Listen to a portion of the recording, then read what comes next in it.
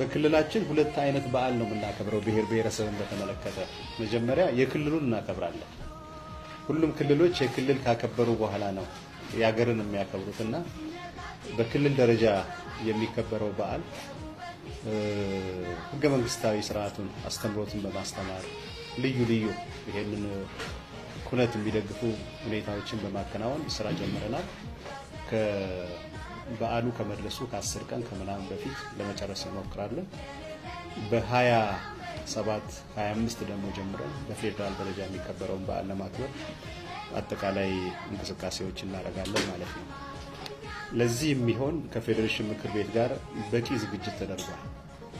ፌዴሬሽን ምክር ቤት በዚህ በዓል ላይ እጅግ በጣም ትልቅ ሚና አለው በማስተባበር፣ እኛ ደግሞ በማዘጋጀት ሚና አለን። ምንድነው ዝግጅታችሁ?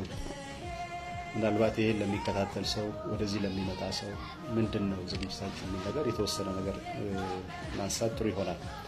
የመጀመሪያው እና ዋናው ትልቁ ጉዳይ እንግዶችን ለመቀበል ወይም ለማሳረፍ የሚያስችሉ ሆቴል በበቂ ሁኔታ አዘጋጅተናል።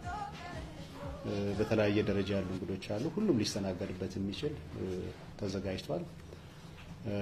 ባህል ቡድን አለ። ከ1500 በላይ የባህል አምባሳደሮች፣ የባህል ቡድን በልምድ እንላቸዋለን፣ የባህል አምባሳደሮች ናቸው። እነሱም የሚያርፉበት ቦታ ተዘጋጅቷል። ስለዚህ በፕሮግራሙ ላይ ተሳታፊ ሆነው የሚጠሩ ሰዎች የሚያርፉበት ቦታ በቂ እና ንጹህ ክትትል የተደረገባቸው ቦታዎች ተዘጋጅተዋል።